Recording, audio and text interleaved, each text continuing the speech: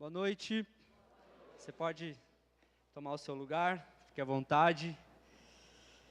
Como diz o nosso apóstolo, estamos todos diante da presença do Senhor, amém? Nós temos falado aos domingos, o pastor tem falado desde o ano passado já, sobre prioridades, né? Um assunto muito pertinente porque geralmente em dezembro ali as coisas, o pessoal começa a ficar, deixa eu ver que palavra que eu vou dizer, não é mais devagar, mas as pessoas começam a ir mais devagar realmente. E muitos saem de férias e acabam não voltando, muitos vão fazer seus passeios aos domingos, e está tudo certo. Mas a gente não pode esquecer do que é prioridade na nossa vida, o que é o principal. Aí tem uma frase que o pastor falou, e ele tem falado isso seguido, que que é o principal, né? É fazer da principal coisa, é fazer do principal a principal coisa. Então o que é o principal? Então por isso a série Prioridades, para nos manter com a nossa mente alinhados com aquilo que o Senhor espera de nós. É muito bom sair de férias, é muito bom passear, mas é tão bom voltar para casa, amém? Quem tem essa experiência de sair passear, ficar dias passeando, mas chega ali uns dias que tu já está com saudade de casa, com saudade da cama, com saudade das coisas da casa, porque é bom sair, passear, mas é bom voltar, amém? Só que nessa fase de sair, de passear, de férias, muitas pessoas acabam não voltando para a sua família da fé, voltam para a sua casa, mas não voltam para a sua casa espiritual. E aí muito pertinente esse assunto de prioridades. O que é prioridade na sua vida?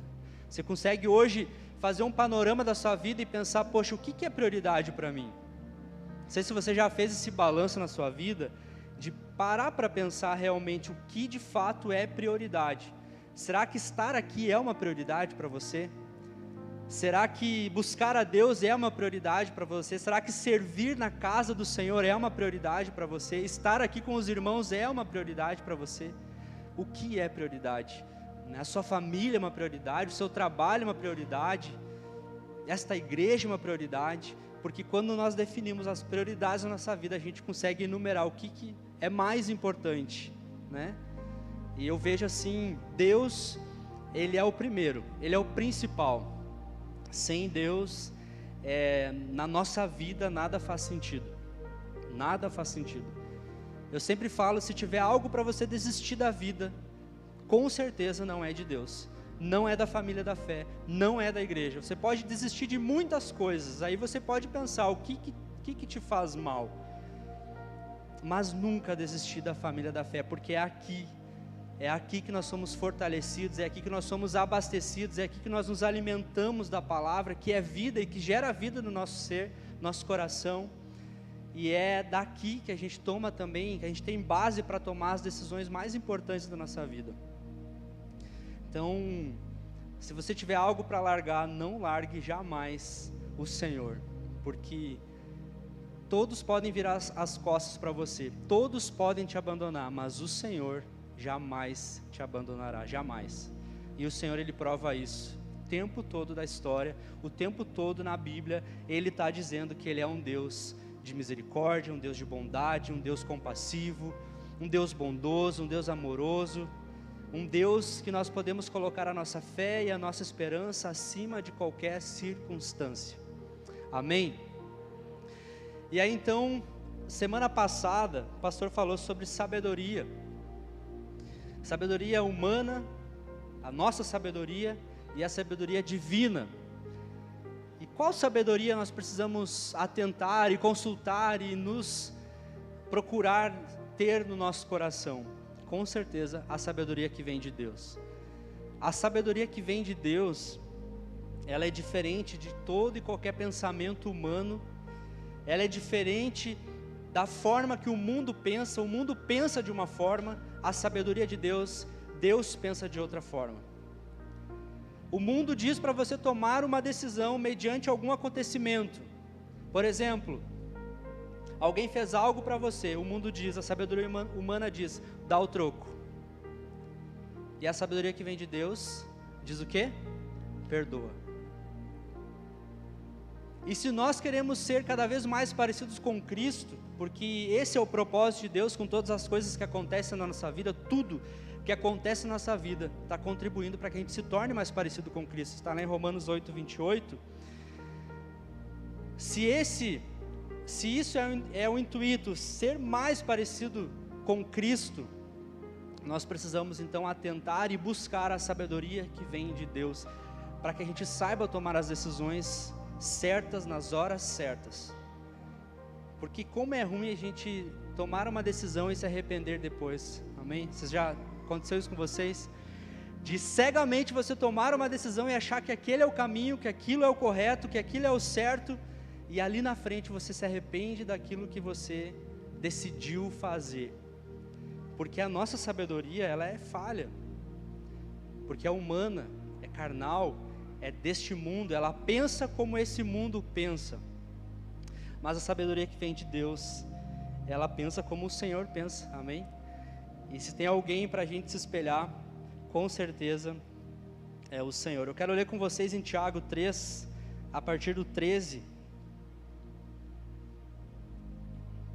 Olha o que diz aí. Quem é sábio e tem entendimento entre vocês? Uma pergunta. Que essa pessoa demonstre pelo seu bom procedimento e por meio de obras praticadas com a humildade que provém da sabedoria. Contudo, uma vez que vocês abrigam no coração inveja amarga e ambição egoísta, não se gloriem disso, nem neguem a verdade. Esse tipo de sabedoria que pensa e age dessa forma, de forma egoísta, como ele falou ali no versículo anterior, não vem do alto, não vem de Deus, mas é algo terreno, é algo humano e ainda pior, demoníaco. Pois onde há inveja e ambição egoísta, há confusão e toda espécie de males. Pode ver que onde tem essas pessoas com esses comportamentos, geralmente é uma confusão, não é? Pessoas que são egoístas, amargas, pessoas que não perdoam, são pessoas carregadas, pesadas, e que aonde essas pessoas estão, tem confusão. Olha só, no entanto, a sabedoria que vem do alto, que vem de Deus, é, antes de tudo, pura, não tem adultério, não tem adulteração, ela é pura, e depois ela é pacífica, ou seja, aonde ela chega, ela pacifica os ambientes. As pessoas que têm a sabedoria divina, elas são pacificadoras, são pessoas que chegam e que mudam os ambientes. Ela também é amável, ela também é compreensiva, sabe compreender, e ela também é cheia de misericórdia. Estão entendendo? Ela é cheia de misericórdia. Alguém te fez o mal, você é misericordioso, você perdoa. E ela também é de bons frutos, ela dá bons frutos, e ela é imparcial e sincera. Então a gente pode ver que a nossa sabedoria humana, ela muitas vezes vai consultar as emoções. Muitas vezes para vir na igreja ela vai consultar como eu estou hoje, será que eu estou afim ou será que eu não estou afim? Esse pensamento é humano. Mas a sabedoria que vem de Deus, ela consulta as Escrituras, ela consulta a palavra. Para tomar uma decisão, ela não consulta as suas emoções, mas ela consulta o seu manual, que é a palavra. Aí ela vai abrir ali em Salmos, onde Davi diz: alegrei-me com os que me disseram, vamos à casa do Senhor. Como é bom estar aqui. Não sei se você sente essa alegria, esse prazer de estar aqui, mas é como o pastor falou, quem está em casa é bom, mas estar aqui é melhor ainda, amém? Estar aqui é melhor ainda, porque a gente pode desfrutar juntos com os irmãos da presença do Espírito Santo. É bom louvar, é bom adorar, é bom receber algo de Deus, é bom estar aqui, poder aprender da palavra, começar a semana com uma palavra diretiva para a semana. Eu creio que você veio buscar isso, amém? Eu creio que você veio buscar isso, algo para a sua semana. A sabedoria humana, ela diz assim, ó, siga o teu coração. Ela diz assim, faz o que o teu coração está mandando. O que teu coração diz? A sabedoria humana, ela pensa dessa forma. Mas a sabedoria que vem de Deus, ela diz que o coração é enganoso mais do que todas as coisas. O nosso coração é enganoso. Jeremias, no capítulo 17, versículo 9, vai dizer isso. Jeremias, um profeta de Deus, o coração é mais enganoso que qualquer outra coisa, e a sua doença é incurável. Quem é capaz de compreendê-lo? Mas a sabedoria humana, ela faz a gente consultar o nosso coração. Ela faz a gente, é o coração. Só que o coração é enganoso. O coração, ele te trai. As suas emoções te traem, porque hoje você quer uma coisa, amanhã você quer outra. Mas estar alinhado com os princípios de Deus nos faz permanecer no caminho. A sabedoria humana diz que tem que ver para crer. Eu só creio se eu ver. É igual Tomé. Não creu que era Jesus, teve que ver as mãos furadas. Essa é a sabedoria humana. Mas a divina diz que bem-aventurados são os que não viram e creram. Está lá em João 20, 29. Bem-aventurados aqueles que não viram, mas mesmo assim creram. Porque me viu, você creu. Bem-aventurados os que não viram e creram. A sabedoria humana diz: ame apenas os que te amam. Mas é muito fácil, né? É muito fácil amar quem a gente ama, não é? Não precisa esforço nenhum para amar quem a gente ama. Não há esforço nisso, porque é bom estar com aqueles que nós amamos. Essa sabedoria humana, mas a sabedoria que vem de Deus, ela também diz para nós amar os nossos inimigos, e não apenas amar, orar e abençoar a eles. Mateus 5, 43 a 47, vai dizer isso. Vocês ouviram o que foi dito: ame ao seu próximo e odeie o seu inimigo. Mas eu digo: amem os seus inimigos e orem por aqueles que perseguem vocês, para que vocês venham a ser filhos do seu Pai que está nos céus, porque Ele faz raiar o sol sobre os maus e bons, e derrama chuva sobre justos e injustos. Sabe aquele ditado: o sol nasce para todos? Para os ímpios e para os justos? Não é fácil amar os inimigos e tão pouco orar e abençoá-los, mas isso é o que o Senhor nos ordena. Isso é o que o Senhor pede de nós, e só consegue amar os inimigos e abençoar eles quem tem a sabedoria que vem do alto, que vem de Deus. Essa é a sabedoria que nós precisamos buscar, a sabedoria que vem de Deus.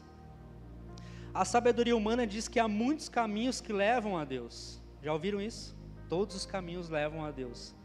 Mas a sabedoria divina nos diz, lá em Atos 4:12, que há apenas um caminho para Deus, que é Jesus Cristo. Jesus é o único caminho. Ninguém vem ao Pai, ninguém vai ao Pai senão por Jesus. Jesus é esse novo, esse vivo caminho.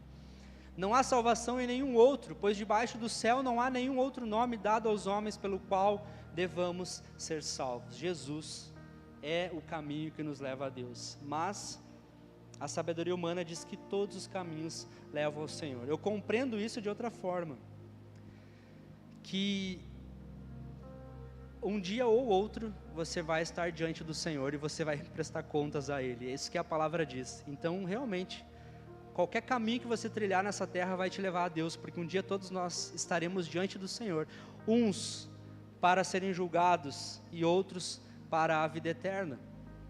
Amém? Então, é real, mas Jesus é o único caminho. É esse caminho que nós precisamos procurar. E enquanto a sabedoria humana nos faz olhar as circunstâncias e tomar as decisões por aquilo que nós estamos vendo e percebendo, sejam circunstâncias boas ou ruins, a sabedoria divina nos faz olhar para Deus, que tem o controle sobre as circunstâncias. Entenderam isso? A nossa sabedoria humana, ela diz: olha a circunstância que tu está vivendo, totalmente desfavorável, algo negativo, está tudo dando errado. Como que você pode ter esperança diante disso que está acontecendo? Mas a sabedoria divina diz: olhe para o Deus que é o dono da circunstância, olhe para o Deus que é soberano sobre todas as coisas, olhe para o Deus que tem o controle de tudo. E muitas vezes nós estamos olhando apenas para o momento e esquecendo do Deus que cuida de todas as coisas. Por exemplo, a ansiedade. A ansiedade é um excesso de futuro, é uma preocupação exagerada pelo futuro. A ansiedade chega a ser um tipo de incredulidade, porque é como se você se preocupasse e queresse ter o controle do amanhã, sendo que no amanhã o Senhor já está. No amanhã o Senhor já está trabalhando, no amanhã o Senhor já está provendo, projetando. A palavra diz que aos seus amados Ele dá enquanto dormem. Mas às vezes a gente tem ansiedade de querer prever o futuro, de querer controlar o futuro, mas a verdade é que o futuro está nas mãos do Senhor. O futuro pertence a Ele, nós não somos dono do futuro, então para que se preocupar? Tem uma música, né? Então para que se preocupar se no futuro Deus já está lá? Agora, qual é o nosso papel? Vocês estão entendendo? Nosso papel é confiar, é descansar no Senhor. Agora não é um descansar de cruzar os braços e não fazer nada, é um descansar de saber que Deus está provendo. É um descansar de saber que Deus está cuidando e que tudo que está acontecendo, seja bom ou seja ruim, está de alguma forma cooperando para o nosso bem. Amém? Você consegue crer nisso? Creia de todo o seu coração que tudo que está acontecendo, de alguma forma, está cooperando. Então há muitas diferenças entre sabedoria humana e sabedoria que vem de Deus, que vem do alto. A sabedoria humana diz: só acredito vendo, mas a sabedoria divina nos faz crer e ter esperança mesmo diante de cenários e circunstâncias desfavoráveis. Eu olho para Abraão lá em Romanos 4,18.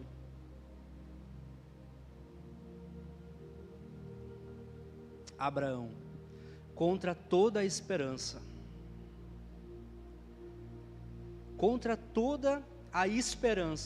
em esperança creu, tornando-se assim pai de muitas nações, como foi dito a seu respeito, assim será a sua descendência. Você consegue olhar para a sua vida e ver o cenário totalmente desfavorável, ver as coisas não estão acontecendo como você gostaria, você consegue crer mesmo assim? Você consegue crer que Deus está cuidando, que Deus está trabalhando, até mesmo nas circunstâncias desfavoráveis? Assim como Abraão, que tem uma palavra: sai da tua terra, sai da tua parentela, vai para uma terra que eu vou te mostrar. Como assim? Quando Deus pede o seu filho, seu filho da promessa, como crer? Só consegue crer aquele que sabe que a sua vida está aos cuidados do Senhor. Se você não consegue crer, é porque você não colocou a sua vida aos cuidados do Senhor. Você ainda está vivendo a sua vida conforme os seus pensamentos, conforme a sua vontade, conforme o que você quer, conforme a força do seu braço. Assim como Jeremias se colocou a sua esperança no Senhor em Lamentações 3:21,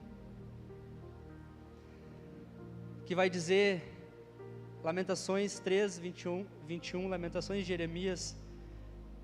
Aqui é algo fantástico, porque Jeremias, no capítulo 1 e 2 de Lamentações, ele está falando do cenário que está em Jerusalém.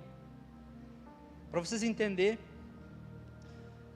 no livro de Jeremias, Jeremias está profetizando contra o povo de Israel, porque o povo estava descontrolado, o povo estava longe de Deus, o povo estava fazendo o que bem queria, o povo não estava buscando a Deus como deveria buscar, estava perdido, pecando, fazendo coisas que desagradavam ao Senhor, e Deus levanta Jeremias para profetizar contra o povo.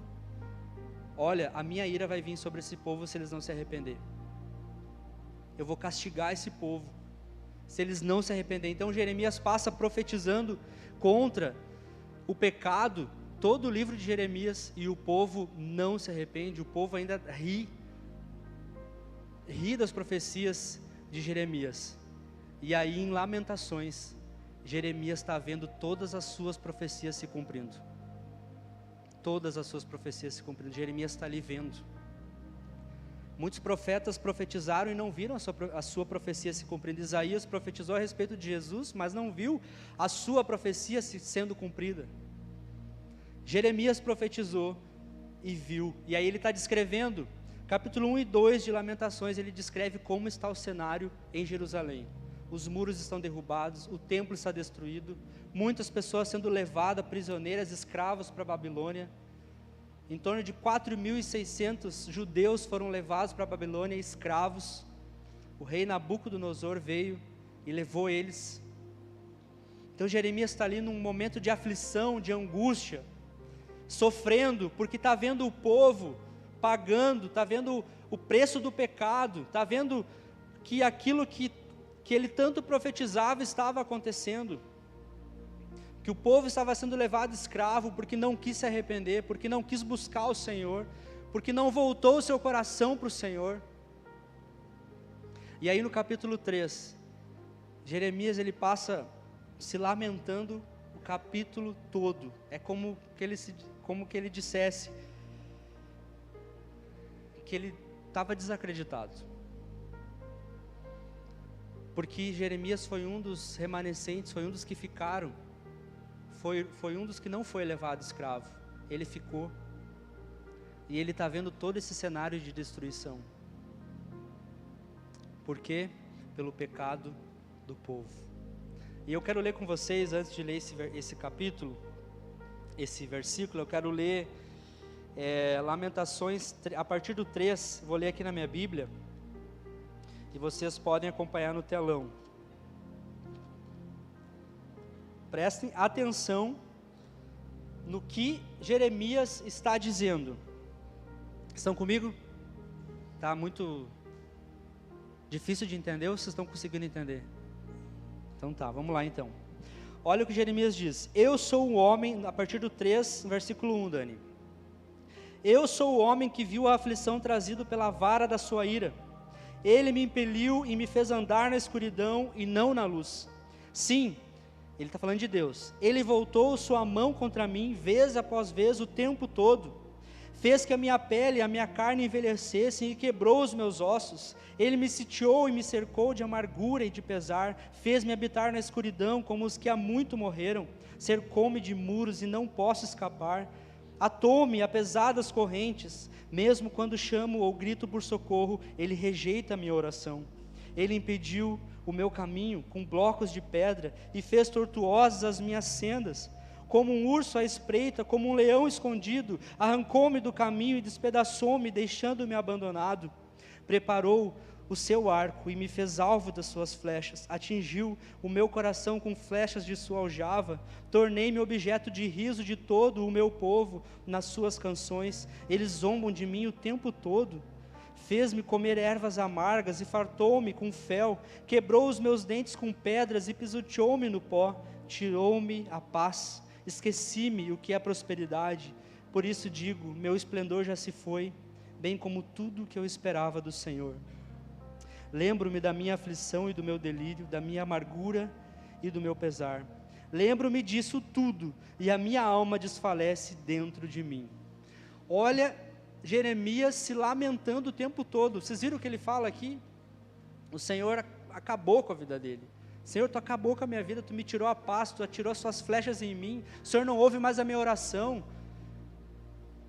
Eu estou aqui esquecido, o Senhor me cercou, eu não tenho para onde ir, eu não tenho para onde correr. Tudo que acontece de alguma forma está me afligindo. É como se o Senhor derramasse a sua ira sobre mim. Jeremias está se lamentando, mas no versículo 21, Jeremias tira os olhos de tudo isso que está acontecendo. E ele volta os olhos para o Senhor. Eu quero te fazer esse convite nessa noite, você tirar os olhos das circunstâncias. Quando você estiver passando por circunstâncias desfavoráveis, por algo negativo, tire os olhos disso e coloque os seus olhos no Senhor. Olha, ele diz todavia, aqui ele quebra, todavia, ou seja, mesmo diante de todo esse cenário que eu estou vivendo, mesmo diante disso tudo que eu estou vendo o povo sofrendo, e ele é conhecido como o profeta chorão, porque ele chora pelo povo, ele chora pelo pecado do povo, de ver o povo de Deus sendo levado escravo. E nesse capítulo 13, ele fala tudo isso que eu li para vocês, toda essa aflição que tinha no coração dele. Mas enquanto ele estava reclamando e murmurando, no versículo 21, uma chave vira dentro dele. É como se nesse momento ele fala isso: lembro-me também do que pode me dar esperança. É como se ele estivesse se lamentando o tempo todo, sabe, a gente murmurando, às vezes acorda murmurando, reclamando, e a gente diz assim, não, mas a gente não tem nada que reclamar, né, só agradecer.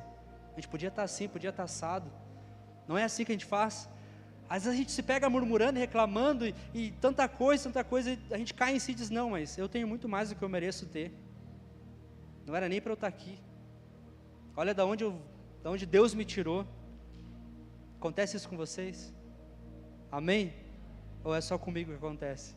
Às vezes eu me percebo reclamando demais. Até digo para a Dani, meu Deus, estou muito reclamando, estou reclamando demais. É ruim porque a gente atrai aquilo que a gente reclama, sabe? No trânsito principalmente, eu não tenho paciência nenhuma no trânsito. Deus tem que me ajudar a trabalhar meu coração. Eu perco, como diz o meu sogro, não perde a benção, eu perco a benção. Meu sogro começa a falar umas abobrinhas, sabe? E aí tu quer falar alguma coisa assim, não perde a benção. Não perde a benção, ele diz. E aí tu tem que, realmente, não dá para perder a benção. Mas às vezes a gente está perdendo a benção porque a gente está olhando para o que está acontecendo de ruim. A gente está olhando para o cenário caótico, ou a gente está olhando para aquele trabalho que a gente não aguenta mais. A gente está olhando para aquele carro que a gente não aguenta mais, porque deixa a gente na mão o tempo todo. E quem tem Peugeot sabe o que eu estou falando. Não preciso falar mais nada. Esses dias eu vi, meu Jesus, eu tenho um Peugeot, tá, gente? Eu falo com propriedade. É um eita atrás de eita. Esses dias eu vi um meme, o Uber, né? Daí o cara entrou no Uber e disse, tinha uma pessoa na frente, do lado do motorista. Ele disse, mas não é compartilhada a minha viagem? Daí o cara olhou, não, eu sou o mecânico dele, cara, esse aqui é um Peugeot. É melhor eu estar junto, vocês não ficarem empenhados. Mas a gente está olhando para esses cenários da nossa vida que a gente quer que mude, que a gente olha e diz, não aguento mais isso, e a gente está focando nisso. Olha, ele passa 20 versículos só reclamando. Ele fala, mesmo quando chama ou grito por socorro, ele rejeita a minha oração. É ou não é? Nós, às vezes, Deus parece que não me ouve. Deus não ouve a minha oração, parece que Deus não está dormindo. E aí no versículo 21 ele fala algo que muda totalmente a percepção dele das coisas da vida. E eu oro para que a gente também tenha essa mesma percepção que Jeremias teve. Todavia, lembro-me também do que pode me dar esperança. E olha o que diz no versículo 22. Graças ao grande amor do Senhor é que não somos consumidos, pois as suas misericórdias são inesgotáveis. Renovam-se a cada manhã, grande é a sua fidelidade. Aqui ele está dizendo quem Deus é. Ele para de olhar para as circunstâncias que não estão favoráveis, que não estão do jeito que ele quer. Ele para de olhar para si, para a sua vida, e ele coloca os seus olhos no Senhor. Ele coloca os seus olhos no caráter de Deus, e o caráter de Deus é imutável, Deus não muda. Deus é bom, essa é a sua essência. Deus é um Deus de amor e de misericórdia, e aquilo que Ele promete se cumpre. Então Ele começa a colocar a sua esperança, e Ele começa a colocar a sua vida no caráter de Deus, de quem Deus é. Não, peraí, Deus acima de tudo, Ele é bom. Deus acima de tudo, as suas misericórdias se renovam a cada manhã. Deus acima de tudo, grande é a sua fidelidade. As circunstâncias não mudaram, mas o coração do profeta mudou. Às vezes as circunstâncias não vão mudar, o que precisa mudar é o nosso coração. Amém? É a nossa percepção. É a gente tirar os olhos das coisas ruins ou das coisas que não estão como a gente gostaria e começar a colocar os olhos no Senhor. Porque o Senhor tem o poder em suas mãos. Jeremias sabia que tudo o que estava acontecendo com o povo era para tratar o povo. Era porque o povo estava longe, distante. O povo se esqueceu de Deus. O povo estava vivendo conforme a sua vontade, estava fazendo o que bem queria. E aí a ira de Deus veio sobre o povo. E Jeremias está entendendo isso. Não, peraí, é necessário, porque isso vai fazer com que eles se voltem para o Senhor. Não é que a gente ouve às vezes, esse aí não vem pelo amor, vai vir pela dor. Não é. É mais ou menos isso. Venha pelo amor de Deus. Venha pelo amor, não espere a dor. Escute o que o Senhor diz.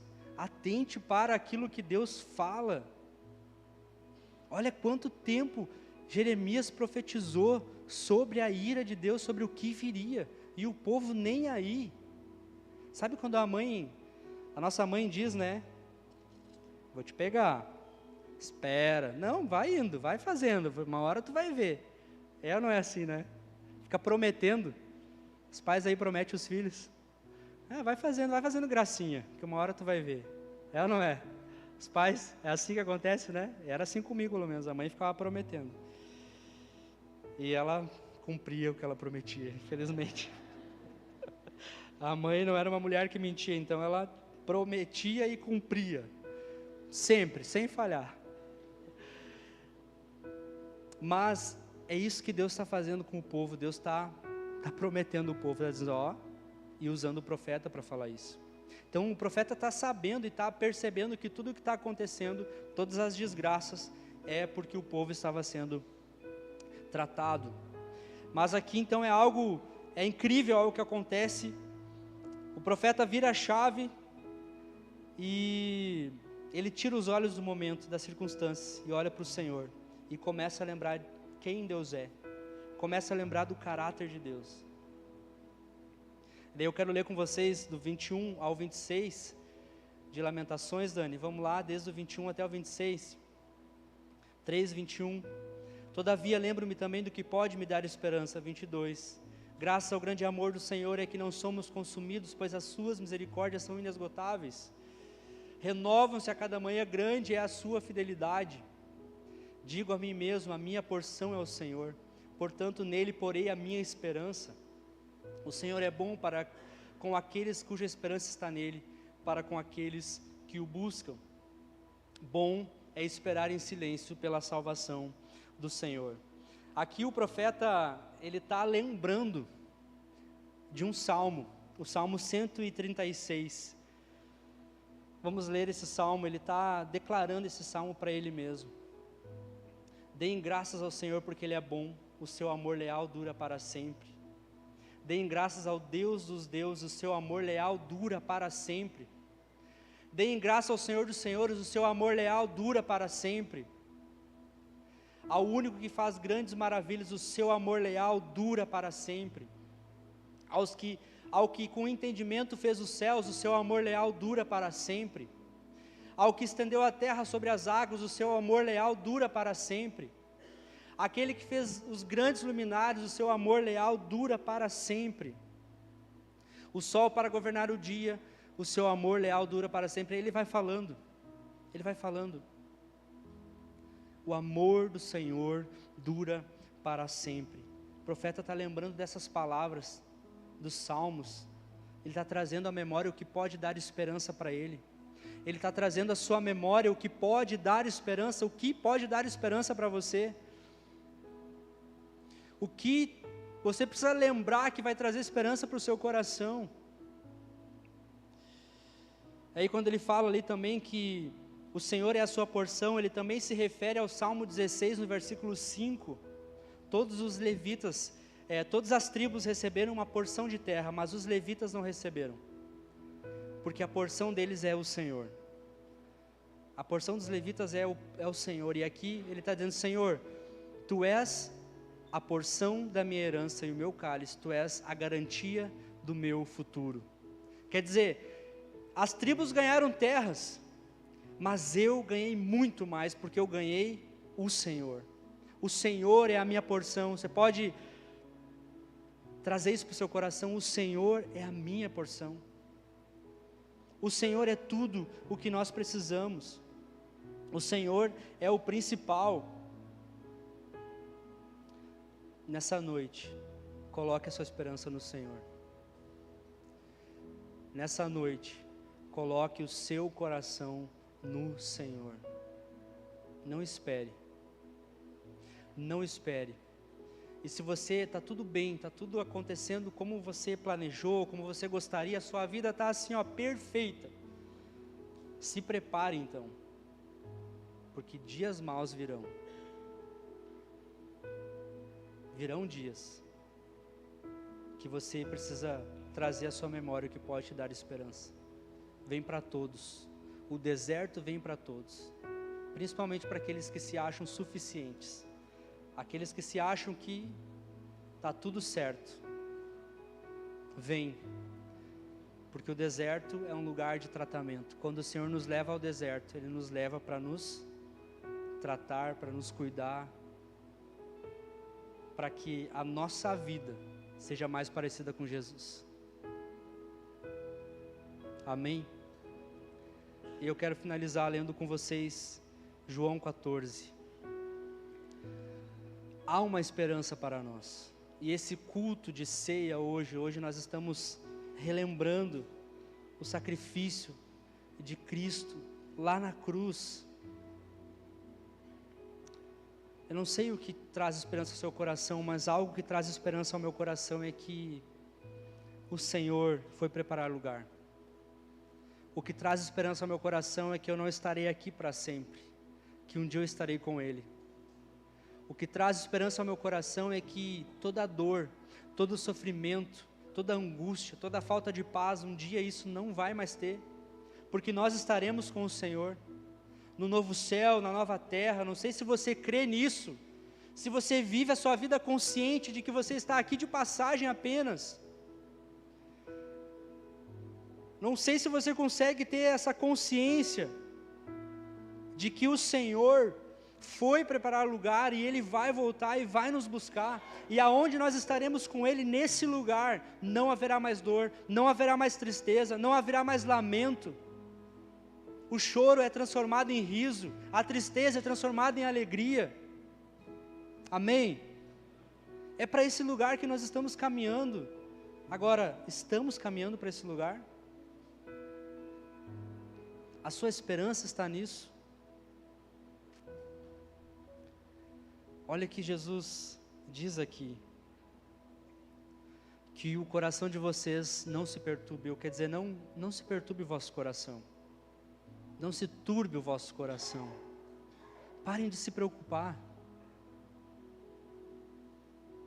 parem de ficar aflitos e ansiosos e incomodados, e parem de perder a paz, creiam em Deus.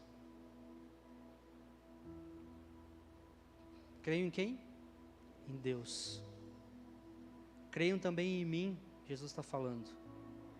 Na casa do meu Pai há muitas moradas, muitos aposentos. Se não fosse assim, eu teria dito que vou preparar lugar para vocês. Eu teria dito isso.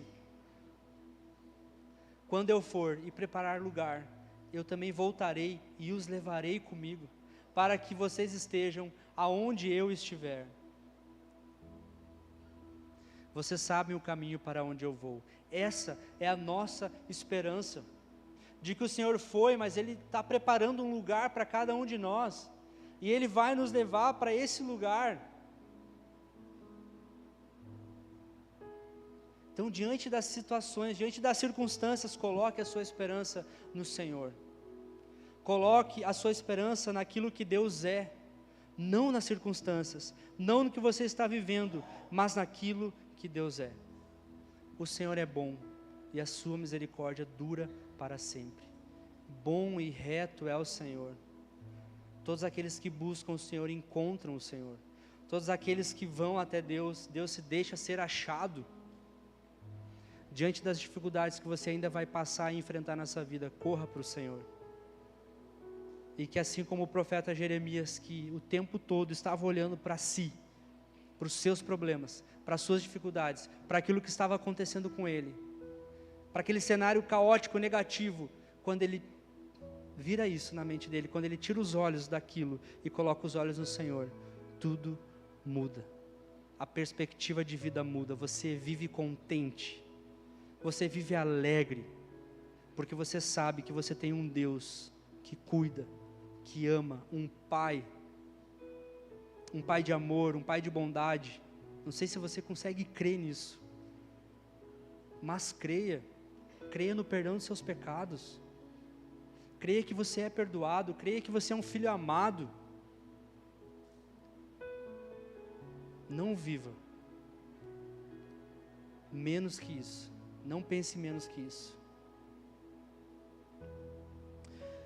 Charles Spurgeon diz uma frase que ele fala, se a rainha da Inglaterra querer coroar vocês como embaixador de qualquer lugar, não se rebaixem a tal nível, porque vocês já são embaixadores do reino de Deus, vocês já pertencem a um reino, vocês são do Senhor, nós somos o Senhor, e nós estamos aqui, passando por aqui. Isso que nós estamos fazendo hoje, é para que a gente não se esqueça do que Jesus fez por nós. A ceia é um mandamento, é uma ordenança, para que a gente não esqueça que nós estamos aqui de passagem, que nós vamos fazer isso até Ele voltar. E um dia nós estaremos com Ele. Amém? Você pode se colocar de pé, vamos orar.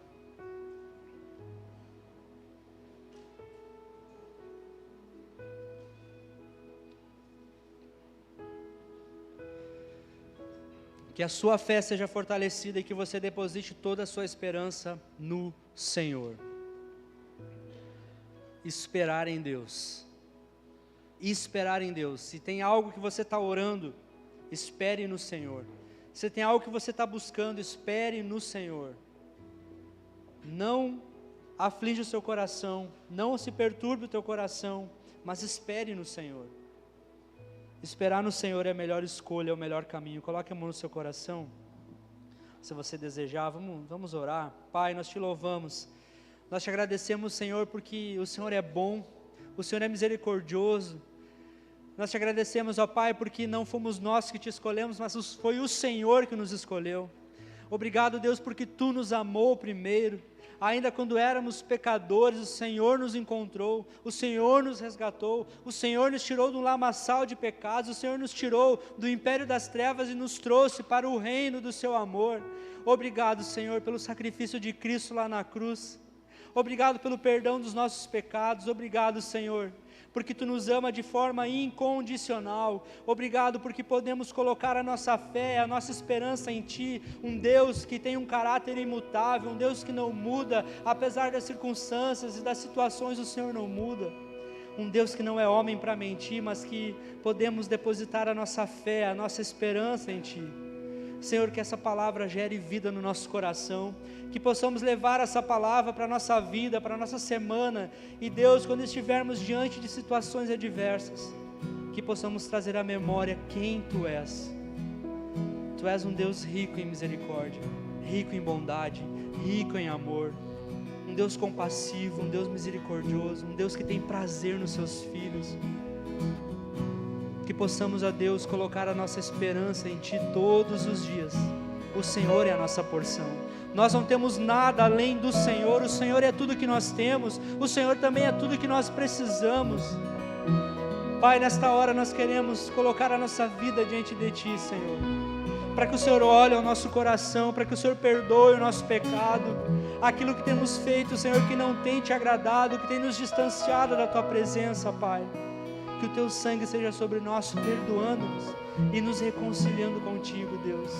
que nessa noite, ao participarmos da ceia, possamos trazer à nossa memória essa esperança de que o Senhor foi preparar um lugar, mas que o Senhor voltará e nos levará para si mesmo, que um dia nós estaremos contigo para sempre, onde não haverá mais dor, onde não haverá mais tristeza, onde não haverá mais angústia, onde não haverá mais sofrimento, onde nós estaremos contigo e contigo para sempre. Ensina-nos, ó Deus, a descansar o nosso coração em Ti, a depender de Ti, Senhor, a não fazer as coisas na força do nosso braço ou na sabedoria humana, mas Deus, ajuda-nos a buscar a sabedoria que vem de Ti, essa sabedoria, Pai, que contraria os pensamentos carnais e humanos, essa sabedoria, Pai, que nos leva para mais perto de Ti. Ajuda-nos, ó Deus, a ter um senso de valores na nossa vida, para que não venhamos tomar decisões que não estão no Teu coração, ó Pai. Que o nosso coração esteja alinhado contigo, que o nosso coração esteja alinhado com o Teu coração, ó Deus, e que tudo, Senhor, que tudo que venha a acontecer, seja bom ou seja ruim, que tudo isso, Pai, coopere para que a nossa vida seja cada vez mais parecida com Cristo. Deus, nós oramos e clamamos a Ti, Pai, em nome de Jesus. Amém. Vamos